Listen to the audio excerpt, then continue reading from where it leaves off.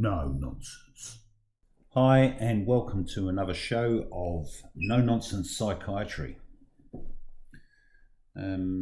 So this will be show 5 today.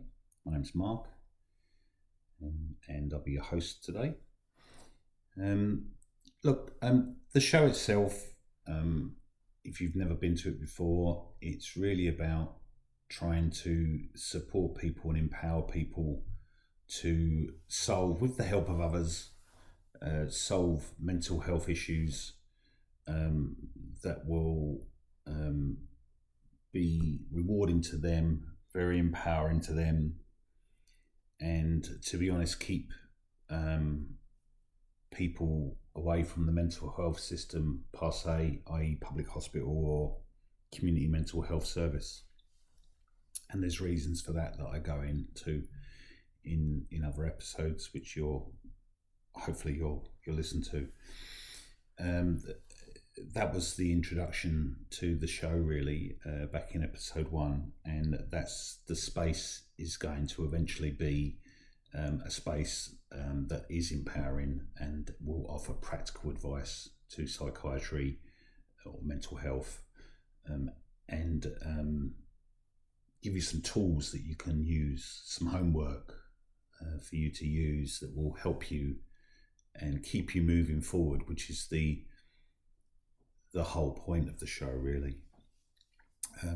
Next episode was the potential outcomes of treating yourself alone, or treating yourself with some support. There was the downfalls of, I think, of trying to do it all by yourself, or the potential downfalls, the likely downfalls of treating yourself, ignoring or putting your head in the sand as such. And then in show 3, we looked at traditional psychiatry, and we looked at the pros of traditional psychiatry and also the cons, if you like, the downsides of traditional psychiatry. And then in the last show, we looked at what is severe mental health conditions, and again, touching very briefly on it, these were the conditions that were that the mental health system was set up to treat many moons ago, and it hasn't really progressed confidently to treating mental health today, which is a smorgasbord of people that come with different mental health issues. So, and we discussed what wasn't a mental health, severe mental health condition, the stuff that is kind of aimed at in this show. And we talked about the mental health system.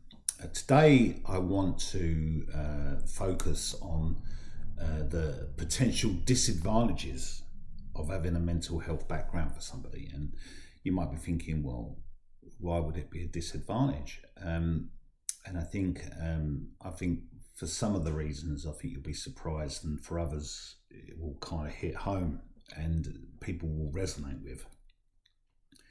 And I think it's important to understand this as well, so that you know that when you are faced with, say, a situational crisis, and you feel that you've got no other option, and you may be thinking, I want to just end my life, and you attend ED, you'll be seen by a mental health clinician, and you will be put onto a mental health database. It's as simple as that. So you'll have a mental health history. I mean, you may be feeling that way because you got incredibly drunk that night. And you're not to know this, but you've got incredibly drunk that night, and you've become disinhibited. And when we become disinhibited, being drunk, it can come out in many forms. It can be, some people can be extremely happy, some people can be extremely angry, some people can be extremely flirtatious, when we've all had something to drink. And some people can become very, very sad and reflect on their life and say things that they perhaps wouldn't say in an ordinary situation because they're not disinhibited and they have some control. And you might say that you want to end your life, and then you might sleep it off that night, and then wake up in the morning and you're faced with a history of having suicidal ideation, and you've been seen by someone in mental health. And so what? Some of you might say, so what? I don't really feel like that. I feel it's a real shame, really, that you may not have had any mental health history before, and I don't know, if you've got a history of suicidal ideation, you go for a job. Let's just say you're a young person, you go for a job, or you want to join the forces or something like that, and they need to check into medical histories, and you need to be honest about it. And I think you'll be hard pushed to get a job with the police or get in the forces with a history of suicidal ideation. And it may have been a one-off thing that happened, when you were 18 and you went out for your 18th birthday party. But unfortunately, you now have it on your health record, and I suppose you could try and not disclose that. But if you ever were found out, you're likely going to lose whatever position you have, because you haven't told the entire truth on your mental health record. So, that's just a potential thing that could happen. Okay, that's not saying that that's going to happen to you, but I'm just giving you an idea of really what the outcome could be. And there are disadvantages to having a mental health record, for sure. You're going to face, or you might face, some stigma and discrimination, which can show up in a workplace, in an place of education, or even your social life, by having a mental health background, I guess. People disclose things on Facebook, and yourself, you might talk to friends, family, and word gets around, and you might face some stigma or discrimination then once you do have a mental health background. And I'm not trying to frighten you off of this here, because at the end of the day, if you've got something wrong with you and you need some support, you need to go and get it. But I think people need to understand that the world's not everybody wants to help you. There are people out there that want to hinder you as well, and the discrimination may not come from the general public. I mean, it may come from nurses that you meet, where you've come in with a similar problem before, and maybe you were a bit poorly behaved, and they haven't forgotten that, and they're not that they're going to treat you worse, because that would be wrong for them to do that. But there's going to be tension there for sure. And if you can't think on a real level about that, then you're delusional. Some employers may have an unconscious bias affecting for jobs or promotions. If you've got a history of anxiety or depression, and you may have just had a brief period where you felt down, a relationship breakup, and having that mental health background, official mental health diagnosis, it could affect that. Insurance companies or insurance can become complicated. Higher premiums or limited coverage. If you've got coverage for a death policy, say for instance, life death policy, but you've got a history of suicidal ideation, the insurance company, obviously you're going to need to disclose all this sort of stuff to the insurance company, and the insurance company may not pay out. Let's just say worst comes to worst, and God forbid you would ever do it, but let's just say you commit suicide. The insurance company may not pay out for suicide, because it's made it quite clear it doesn't cover suicide. Maybe it doesn't cover suicide in the first 12 months. So, and that's not to say that people that commit suicide are not covered under their policy, but if they've disclosed that they haven't had a suicidal history, and then the insurance company finds out, that they're going to cancel the policy, and the person's not going to be paid out. Or you may have that as a condition in your insurance policy, so, and that's more stress on you. Stigma can lead to social isolation and affect your social supports. I mean, if people know that you perhaps cause problems when you get irritable and angry and stressed out, um, or maybe you act negatively in some sort of way when you're feeling low in mood. It may affect the social support network. If you're not seen to be, I guess it, or if the burden is becoming too much for other people and you're not seen to be helping yourself, some people might lack that empathy to want to continue. Your self-esteem and your confidence might take a hit if you internalize lots of negative ideas about your mental health as well. That can be disadvantaged. You can be disadvantaged about your mental health, or there could be some legal or financial impacts, such as restrictions on certain decision or finance decisions. Suicidal ideation, depression, whatever it might be, psychosis. It might lead to not being able to get loans or travel or whatever it might be. Getting access to services might come with extra scrutiny and monitoring, which can feel evasive at times. People know your history, they question your history, and they question your motive for wanting support. It happens. These are all things that happen. Relationships can be strained if loved ones don't fully understand your experience, and how many times we hear that, couples break down because of grief and loss, and the other partner doesn't understand, or they're not in the same headspace. And whilst they can be quite empathetic and support you initially, over time it might change. If you were OCD, you didn't want to get out of bed in the morning or whatever it might be, the other person might lose the desire to stay with you. So it can affect relationships. And in school, you might have trouble concentrating if you were not to get things treated. These are all things, if you don't get things treated as well, by leaving things alone. These are all the disadvantages of a mental health background. And, being at school, if you're having trouble concentrating, or you might face bias from teachers, if you somebody that can't concentrate or struggle to concentrate, and you don't get any treatment for it. So, managing a mental health condition can be time-consuming and tiring, affecting your daily life. And it's about getting support for those reasons. If you're really, really tired, your boss is only going to understand for a little while that you're really tired. And they want to help you. They want to support you. Mental health systems want to help you. They want to support you. But if you're not helping yourself in any way, or you're not maintaining a desire to want to be treated, it's really difficult to manage. But I think the thing that you have to remember really at the end of the day is that there are resources and there are communities that are available to support and help you to live a more fulfilling life. A more than fulfilling life. A fulfilling life, a more than fulfilling life.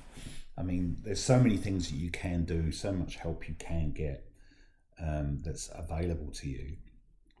And it doesn't necessarily mean with the mental health system. So you can avoid lots of discrimination, stigmatization, exclusion. You can avoid a lot of that by staying away from the public system and getting help. You can get help through this show, for instance. You could use this show if you were disciplined enough and you had someone with you that could support you as well. You could defeat quite a few things by yourself, and with the help of coming back and listening and feel supported. And that's the same with lots of listening services, relationships services, and even if their relationship is failing, you don't necessarily have to have the other person come along. You can still go by yourself and work with a counsellor on relationships to work out what you're going to do moving forward, how you're going to be moving forward. It doesn't necessarily need the other person there to do that. It's about how you, like what I spoke about before, it's how you perceive things and how you behave from your perception.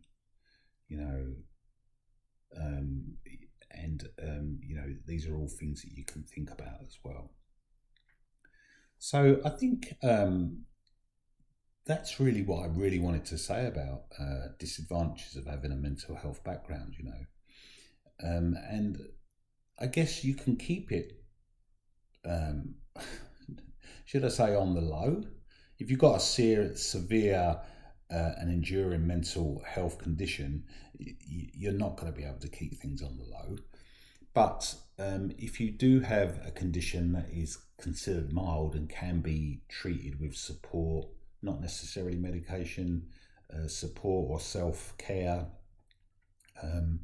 you've got those kind of supports to help you with through it, then you don't need to go through the system and have a diagnosis. And that's not to say that if you've got one already that it's the end for you. But I think, for your own self-esteem, for your own empowerment, for your own advantage, it would be more advantageous for you to be able to remain insightful and driven to maintaining your own health. And it's not just your physical health, it's your mental health and your functional health as well. Because at the end of the day, that's all we want. We want to move through life, and we want to be able to support ourselves, because we know that people pass away and we're left by ourselves. And I think it's important for you to understand that having a mental health background is kind of going to add to that balance as well. And not because you're a worse person. A worse person? I don't know, what would you say? Not that you're a bad person. I don't know. So it's more about how you feel about it, and how it's going to impact you, and whether you see mental health as a failure. I don't see it as a failure. I see these types of situations that we can find ourselves in, these obstacles, if you like. It's like a challenge. It's like someone throwing down the gauntlet, isn't it? I think, I might have said this before, and I'll probably say it again, that if you just think that you're on this earth and you're just spinning around, and there's no meaning to life, and it's just all evolution, you think to yourself, what's the point? Why do I care whether I've got a mental health background? I'm gonna eventually die. Memento mori. Gonna eventually die, so what's the point? It doesn't really matter whether I do anything like that. Or you could think about it as I'd like to think about whether there's a God or creator of the universe, or we're here for a reason. It sounds a lot more worthwhile if it's just a challenge, a gauntlet thrown down for you to overcome and feel better about, and improve and move forward in your life. And you're not just proving that to yourself, you're kind of proving that to the people around you as well. That sometimes we need to not suck it up, princess, because that's not what it's about. It's not about just absorbing it and just keep getting punched in the face. It's about putting in controls so you don't get hit so much. It's about, it's kind of that kind of thing. It's about having some resilience and tolerance for things, so that when things don't go your way, you can still function, you can still carry on. Because that's more important than anything, isn't it, right? I mean, you've got like a certain amount of years on this planet, in the body that you have, in the vehicle that you're driving at the moment. Don't you want the best for yourself?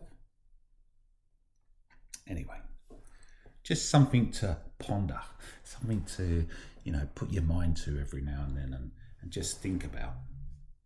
Anyway, so the next time we meet, I'm going to be talking about different types of ways of treating mental illness, and also we're going to be getting down to, if it doesn't happen in the next episode, it will certainly happen in the one after. We'll start talking about some tools that are gonna get you through your day. But I don't want you to think this is going to be an easy ride. All right, I've never tried to make it sound like it's easy. If it was easy, yeah, there wouldn't be any problems on the planet. This is hard work, and it's something that you need to consistently do. I think what you've got to try and say to yourself is this, and I'll say this a lot to you, is that life is hard anyway, right? Doing things is hard. Getting the job that you want is hard. Getting the relationship you want and to get the relationship right is hard. If you've got to give up drinking, it's hard. If you've got to give up gambling, it's hard. If you want to make it around the world, it's hard. It's what type of hard do you want? Because whatever way you go, it's all going to be hard. Personally, I'd like to be doing stuff at a level which I thought I couldn't do. And even though I'm still feeling the pressure of doing it at that level, most of my life I'm breezing through. So think about it. And please subscribe if you like this channel. Please recommend it to others, share it, whatever you want to do. There might be somebody out there it might help. Please look back at the past shows if you've only just come in this evening or today, whatever you want to call it, and to go over it so you understand the picture, the motivation behind it all. And I'll see you on the next show. Goodbye for now. No nonsense.